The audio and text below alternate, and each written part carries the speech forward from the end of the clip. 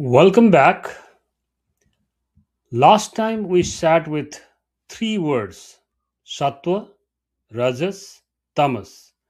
The three qualities running through everything. I left you with one small practice. Notice which one is running you right now.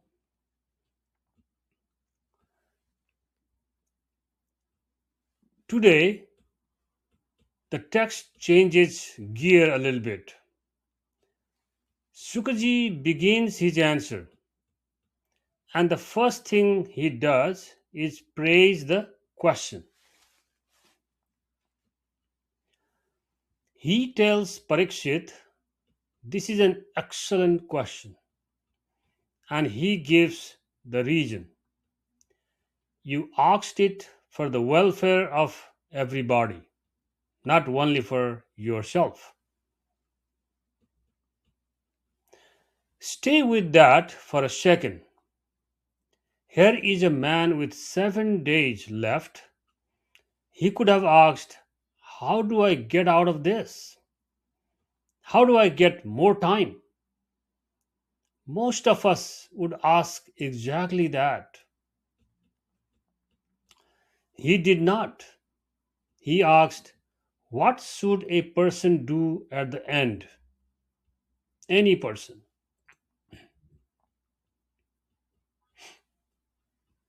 And that is why this answer belongs to us too. The question was asked on our behalf.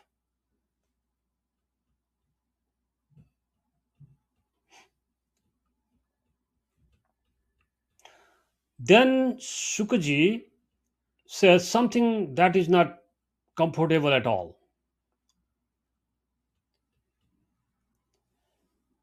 He looks at how human life actually gets spent, and he is very blunt about it. The nights, he says, go in sleep, and in the pull of the body, the days go in earning and in keeping the household running.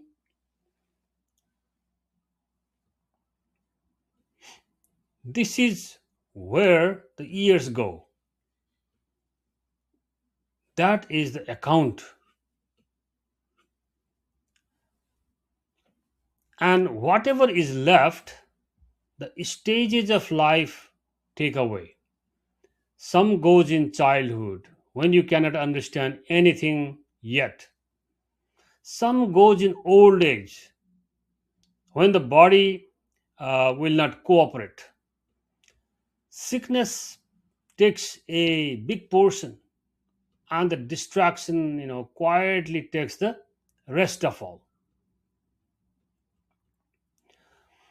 And it adds up honestly, and very little time is left for the thing you would name it. Somebody asked you what you actually have, what actually matters to you.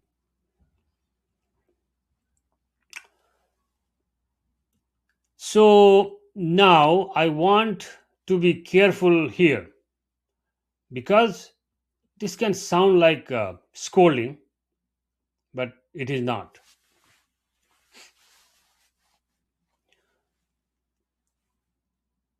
He is not telling Parikshit, you wasted your life.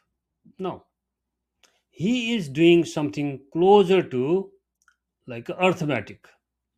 He's simply counting and letting the count speak for itself.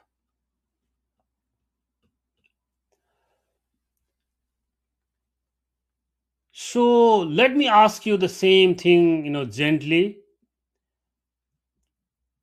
How much of your day today were were you fully awake,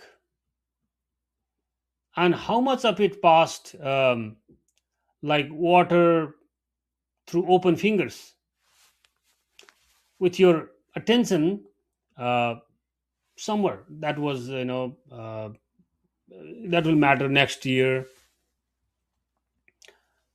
I spent more than 20 years working in strategic communications, and some of that in teaching. And I watched this happen inside organizations again and again. The leaders knew what mattered.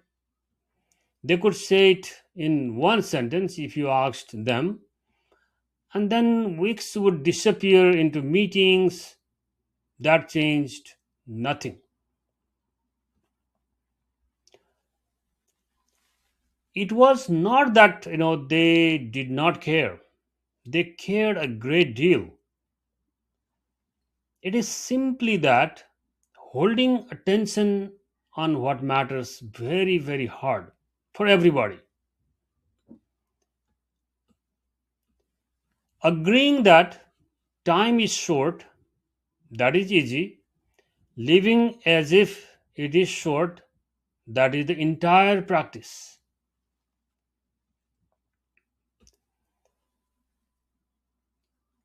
So what does he actually prescribe?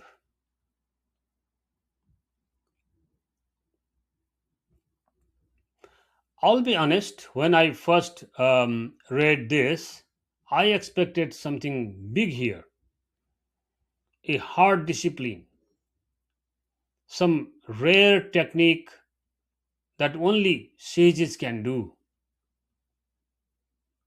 That is what I thought in the beginning. Instead, he says something almost too simple. A person who wants to be free from fear should hear about the supreme and speak about it and remember it. Hearing, speaking, remembering.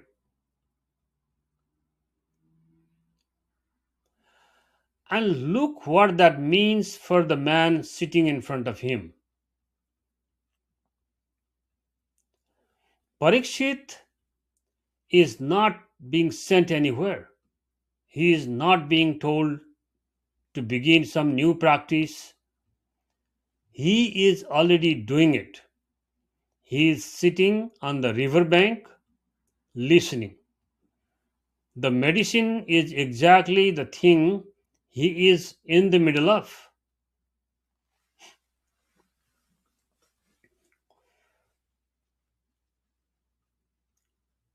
Then comes the test. And this is the line I want you to carry out of today. Shukaji says, whatever path a person follows, whether it is action or knowledge or yoga, the perfection of a human life is this: to remember Narayana at the end. That is the test. Not how much you knew, not what you built, what is your mind holding in the last moment. And once you see it that way, the paths stop competing with each other. Action, knowledge, meditation. They are not rival roads going to different direction or different places. They are different ways of preparing the same mind for the same moment.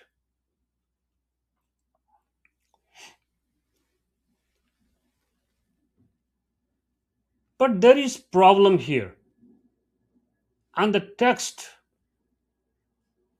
knows it very well. Try to hold your mind on something vast, formless, beyond every name. Most of us cannot do that for 10 seconds. The mind slips off. So, for a mind like ours, and he is very practical about this, he gives something to hold on to, a form, something enormous and specific and visible. That is where we go next. So the mind cannot hold the formless. Fine, then give it a form. That is what Sukaji does next. And I love how practical it is. There is no scolding here, no, you should be able to do better. He simply accepts how a human mind works and works with it. He gives Parikshit the Virat Rupa, that means the cosmic form, the whole universe imagined as one living body. The sky, the sun, and the moon, the directions, the mountains, the rivers, every part of the world becomes a part of one enormous person. And that is what the mind is asked to rest on. Now, why a poem this big? Because your mind is already full of the world.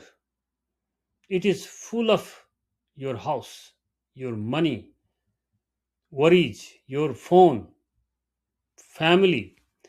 So the text does not fight that. It takes the same world your mind is already holding and shows it to you as one being.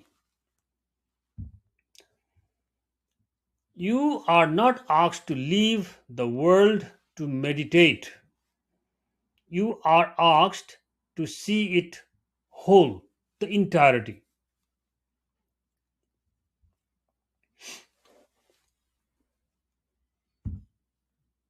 But then the text gets very specific, and this part surprised me.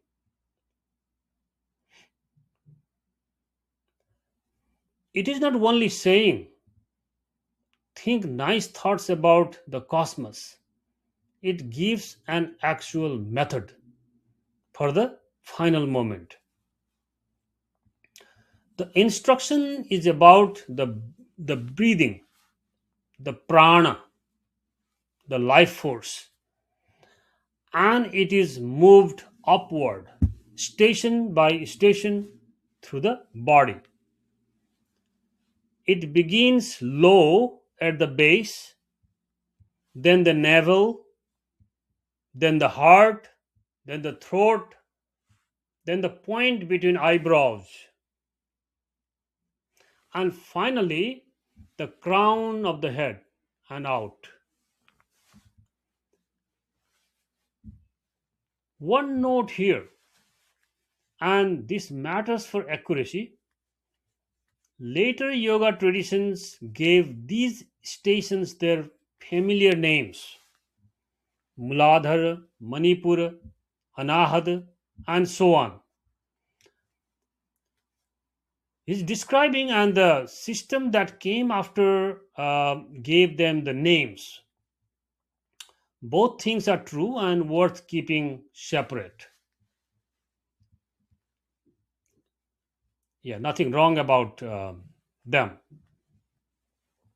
Now, step back and ask what this actually is.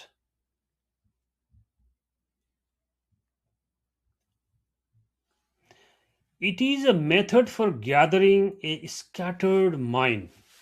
Nothing more mysterious than that. You take attention away from 100 things pulling at it, and you move it deliberately, one step at a time, to a single place. And notice when he is teaching it, not for a pleasant, Sunday morning or Friday evening.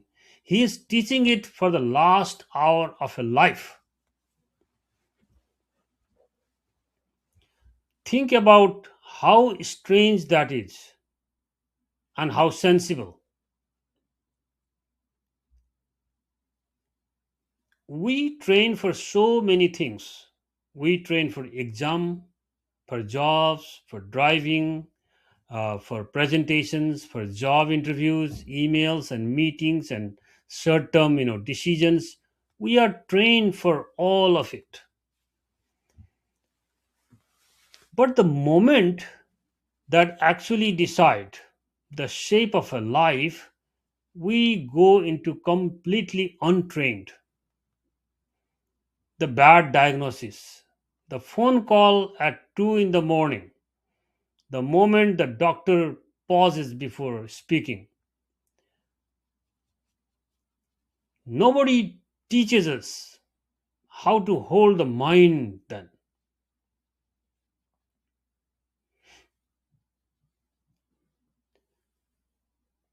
This passage is one of the oldest attempts to teach exactly that.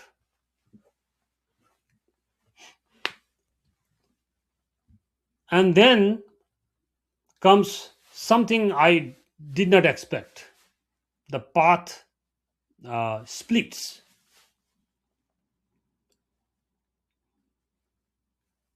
There is a fork here, and the next, uh, our text, it gives two names with a destination.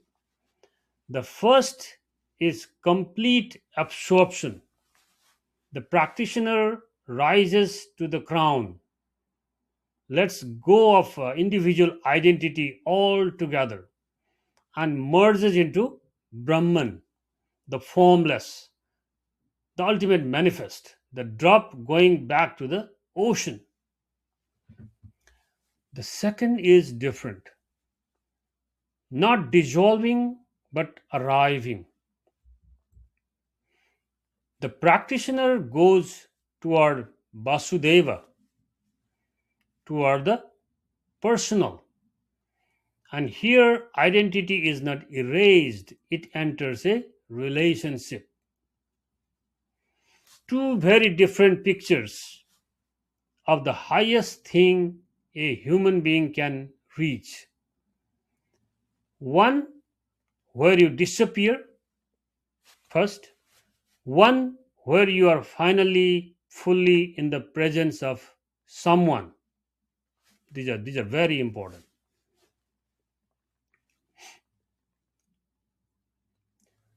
Now, I want to be careful and honest here because this is where popular retellings usually they get lazy. It would be easy to say, see, the text is neutral, both are equally good, choose what uh, fits you or suits you. That sounds generous, but it is not quite true. The Bhagavata gives both openly and respectfully. It does not hide the first path, but this text also has a direction of its own, and it does not pretend otherwise. It leans toward the personal, towards relationship, toward bhakti. Remember, we said Vasudeva, relationship with Vasudeva. And later traditions argued about this for centuries, quite fiercely, and they're still arguing. So, what I would say is this: the Bhagavata shows you the whole map, and it also tells you where it is standing.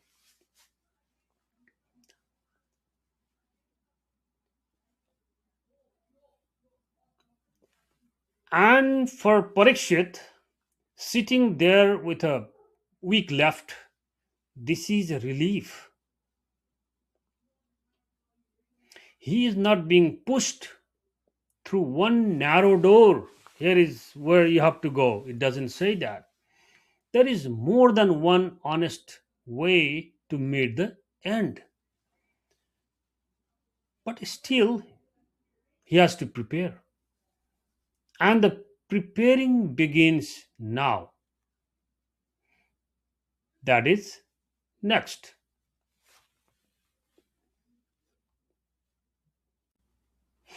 Now, Sukaji turns into a different question. Not how to meditate, something more basic than that. Out of everything a person could listen to in one lifetime, what is actually worth hearing?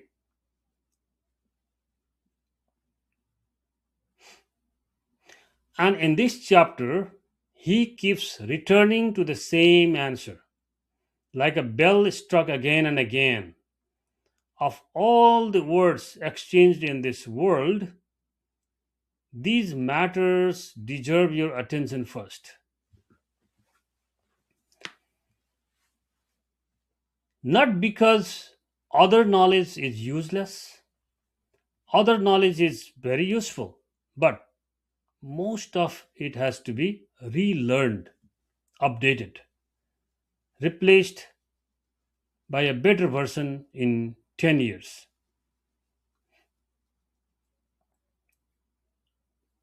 That is my own reading, by the way, not his sentences, but I think it holds.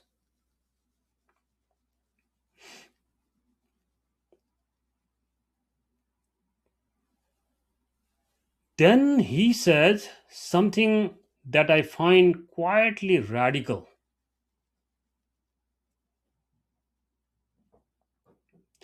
He describes how people worship differently depending on what they actually want underneath. Somebody wants wealth, the practice takes one shape. Somebody wants power, another shape. Somebody wants comfort, an easy life, another shape again. Somebody wants liberation itself, also a shape. And whatever you want, he says, that wanting quietly forms how you approach the divine, whether you have noticed it or not.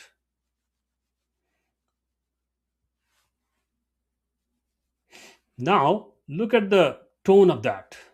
There is no shame in it anywhere. The text is not looking down at ordinary human wanting. It is simply naming something almost mathematical. Your effort takes the shape of your desire, psychological, and what you become has that same shape.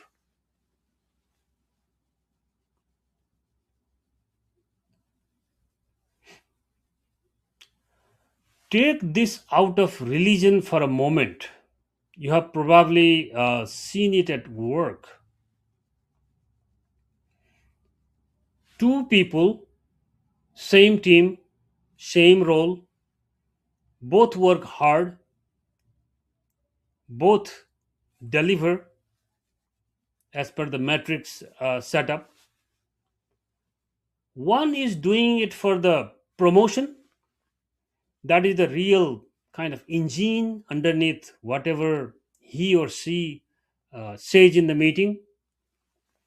The other is doing it because the work itself matters to him or her. From the outside, for a year or two, they look identical.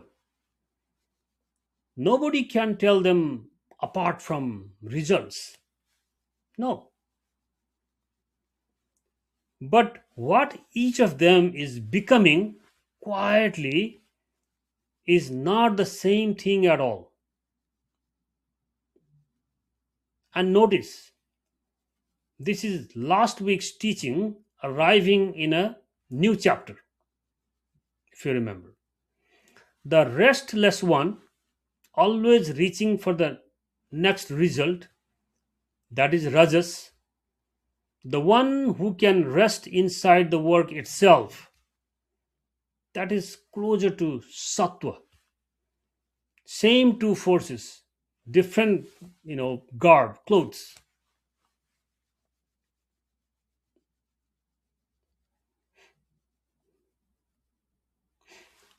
Then comes the verse this chapter turns on.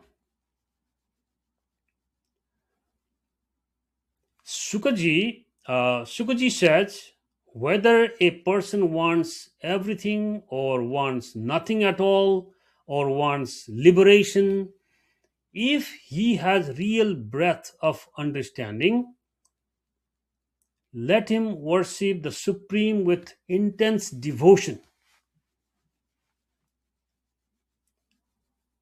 He did not say, stop wanting. He said, bring it all to one place. Bring it all to one place. The desire is not the problem, the address is the problem. Because if you go to 100 doors for 100 wants, your life becomes 100 small Irans, and you can go to 50 years and never ask the question Parikshit is asking, because you don't have that time. And beyond even that, the text points at something further, a devotion that asks for nothing back, no wealth, not power, not even liberation as a reward for good behavior, just attention given to what is true because it is true. Devotion.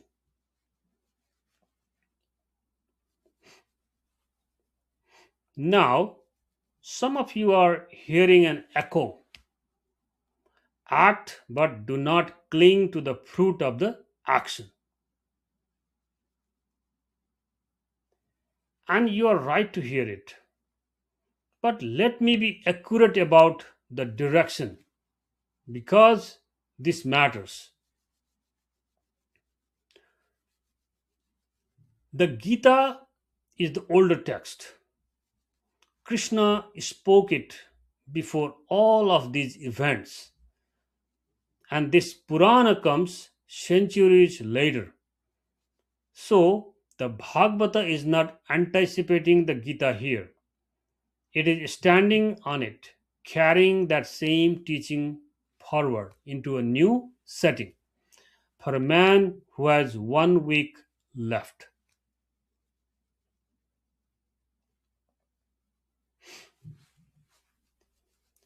And then the tone sharpens. He says, the sun rises and the sun sets, and every time it does, it takes away a piece of your life, quietly every day. Except for the one who is spending that time on what actually matters.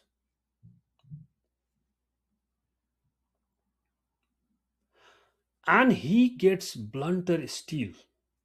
He says a person who eats and breathes and continues but never once wakes up to any of this is like a bellows, air going air going out, movement without life.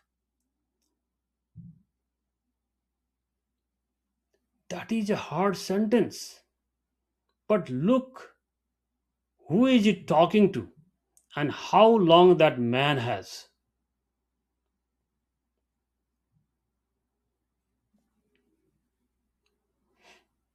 And think about Parikshit once more.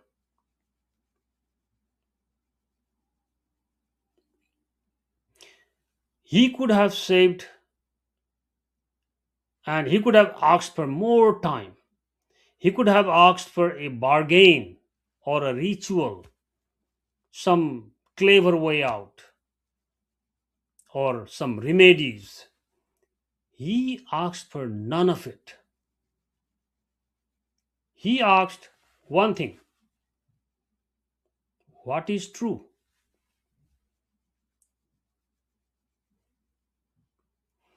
That is already this teaching happening before it has even been explained to him.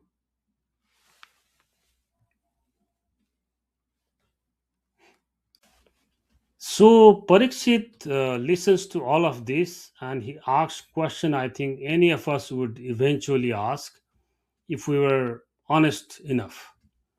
He says, all of this is beautiful, but tell me one thing more. How did it begin? Where does creation itself actually come from? And here is a Shukaji does something interesting. He does not answer directly. He says, in effect, this question is not new. Somebody asked it before you.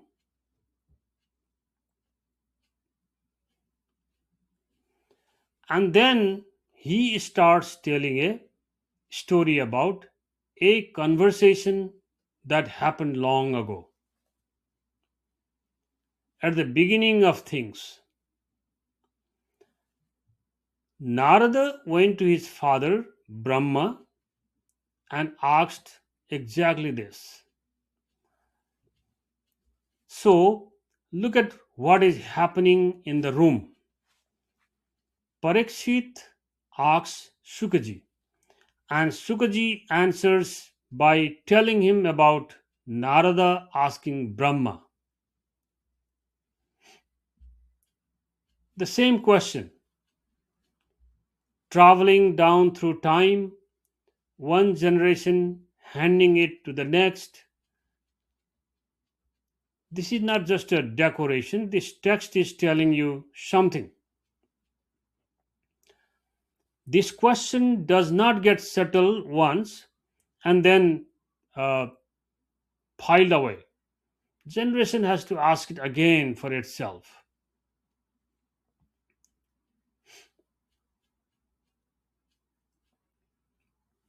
Now, Brahma, we have not met him in this series yet.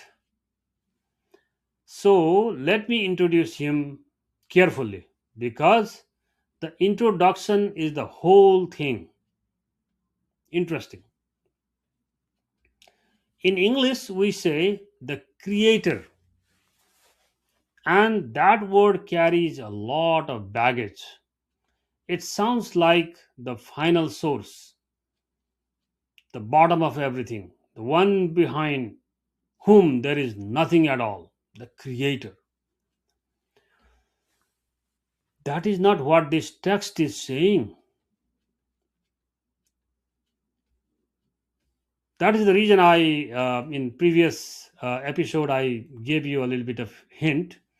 In Brian's translation, I'm using this with the primordial yogi, as he says. He is presented as a mediator, and he describes Brahma as a secondary creator, somebody working with material that was already before he arrived.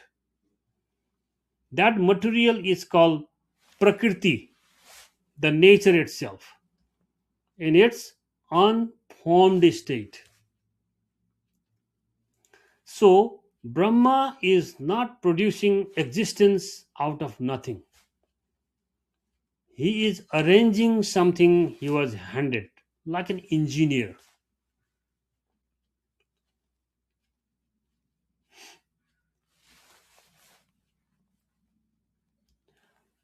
And I want you to notice what that does to the whole story. If Brahma were the final source, ultimate source, then this would be a report from the top, the owner of the universe, explaining his own building.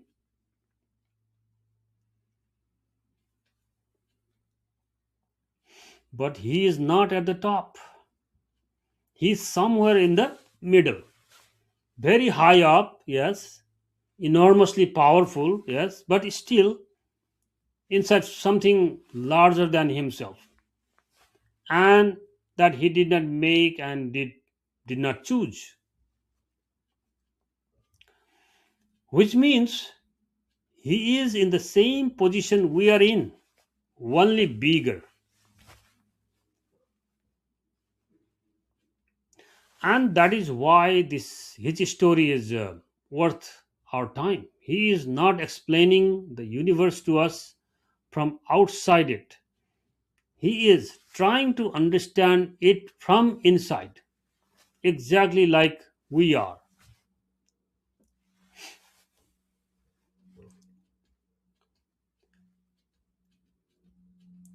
And here is what makes him one of the most human figures in this whole text.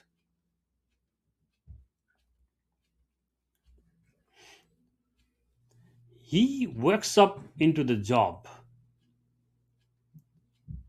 like an engineer. There is nobody waiting for him, no teacher, no instructions, no senior person to say, here is who you are, here is what you should do, here is what you should do next. He opens up eyes into an enormous responsibility, and he does not know where he came from.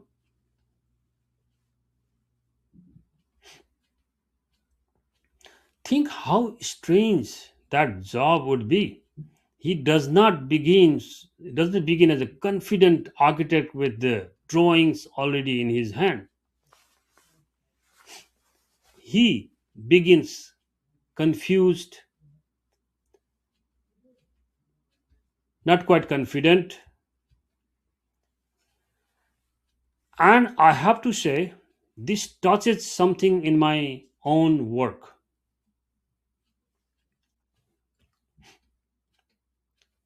My research is on ethical frameworks for new technology, including artificial intelligence and what older traditions might bring to that conversation.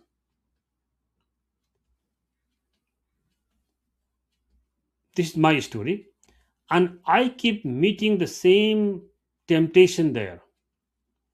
The belief that because you built the thing, you must therefore understand it, its purpose, its consequences, where it takes everybody in 10 years.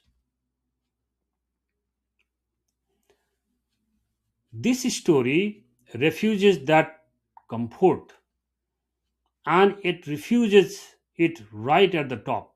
Even the one whose whole job is creation does not automatically understand creation. Very interesting. So, Narada comes to him, to Brahma, and asks, where does all this come from? Where do you come from? To his father. And Brahma does answer at length. He describes a great deal, and he is not evasive at all. But at the end of it, he says something I did not expect the first time I read it, quite surprisingly. And that is where we go now.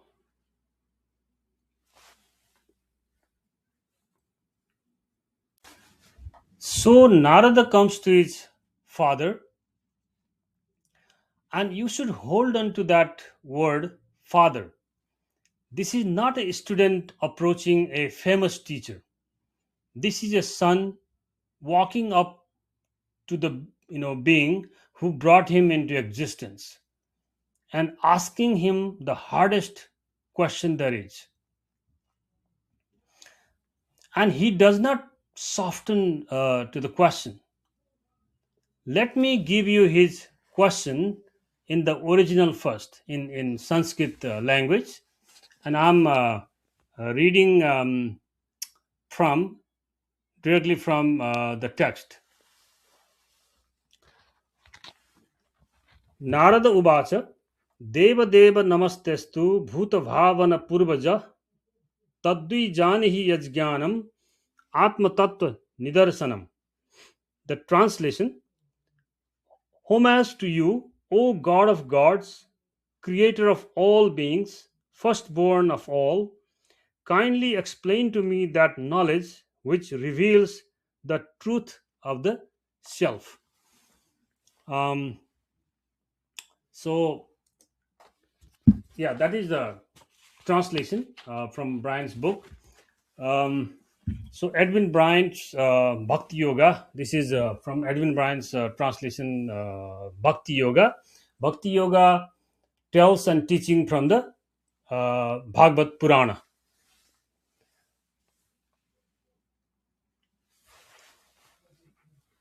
Now, listen to what Narada is actually asking underneath the respectful opening. He is not asking, what did you make? That would be a smaller question. A creator can answer that kind of question quite easily.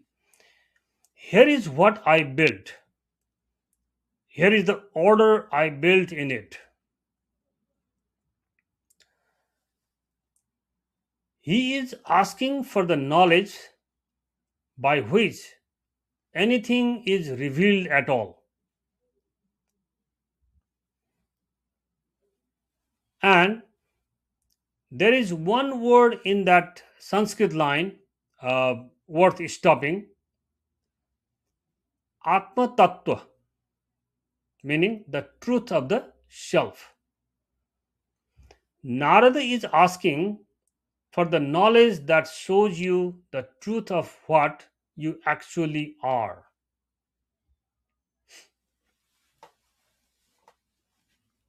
So, this is not a question about the house. It is a question about the ground the house is standing on.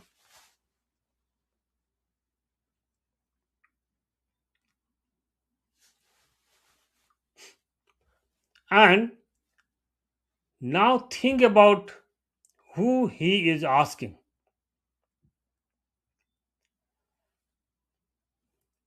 I'm breaking down that um, verse.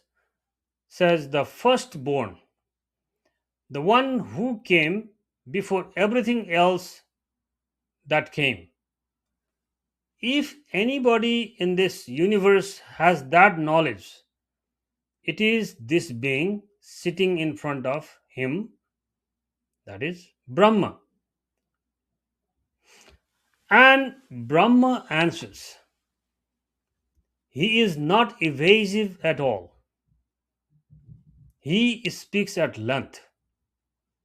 He describes a great deal about how things came to be. He points beyond himself toward Narayana as a deeper source. But then he says the thing that stopped me the first time I read the text. He admits that he does not fully know his own origin, the creator, to his own son, saying, honestly, I do not see all the way down.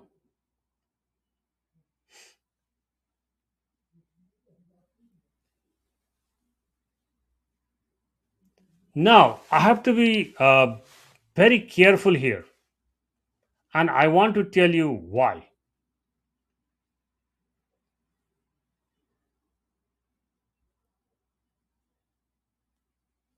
It would be so easy to round this off, to jump ahead and give you the satisfying ending, because there is one later. Brahma does eventually get his vision. He does eventually speak a verse of surrender that becomes one of the most important passages in his entire text. But that is not here. That is chapters away. And if I gave it to you now, I would be, tidying up something that the text deliberately left open. What we have in this chapter is only the honest opening of the question. The creator is still searching, saying plainly that he has not arrived yet.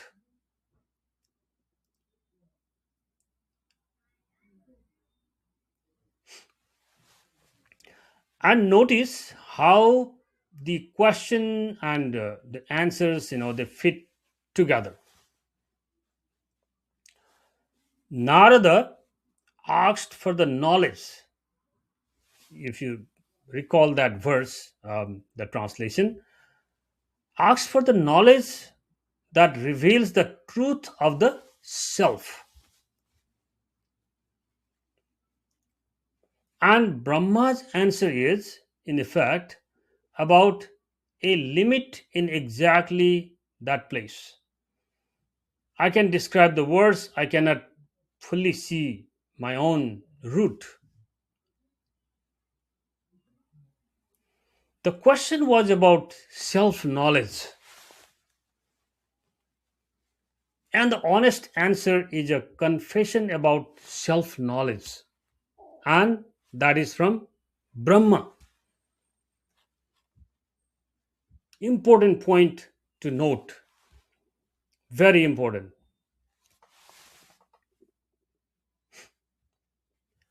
I find something quietly dignified in this, and I think it is why this chapter matters more than a neat ending would. Because look where most of us actually live, the reality that we live in.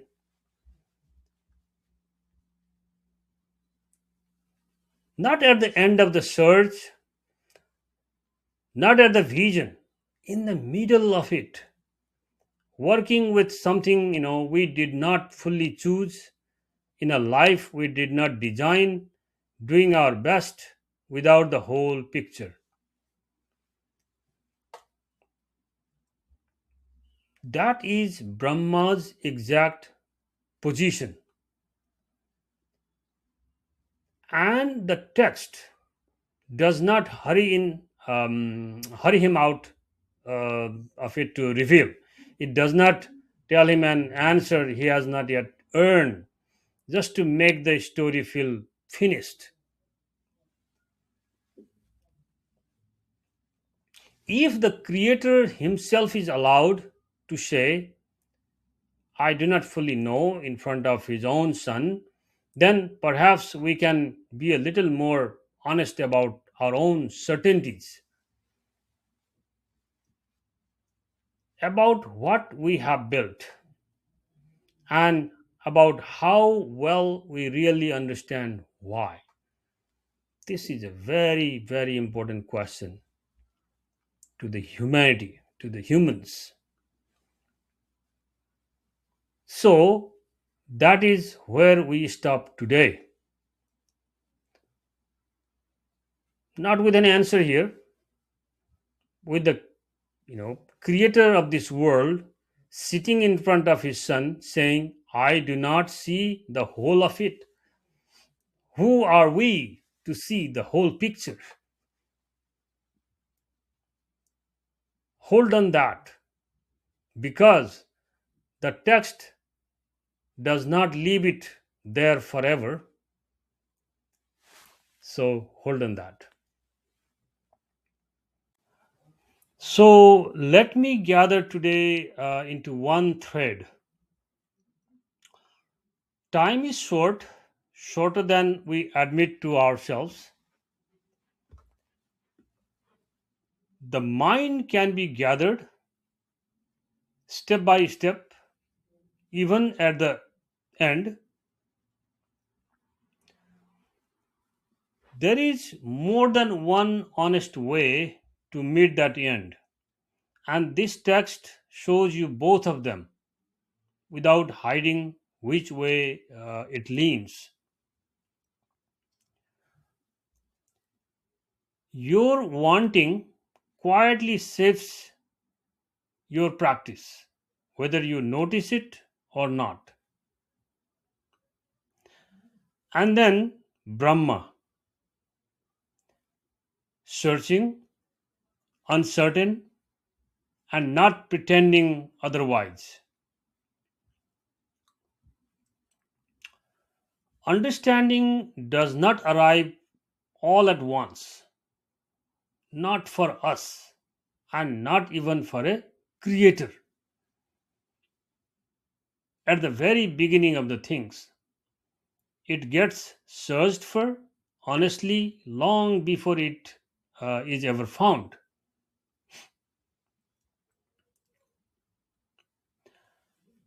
So, here is what I would like you to do uh, this week. Two questions.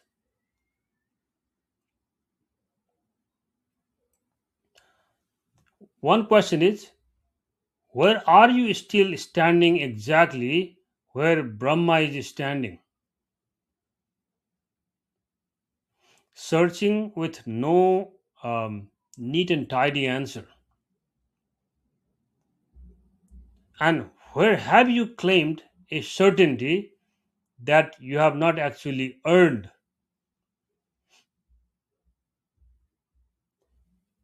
Yes, ponder into these questions for a few days and then come to the comments and tell me. One line is enough.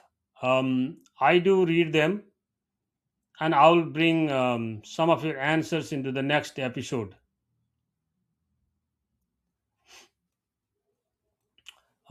Next week, we stay with Brahma. We move toward the moment his long search finally resolves. And I will tell you now, the answer does not arrive the way you would expect it to.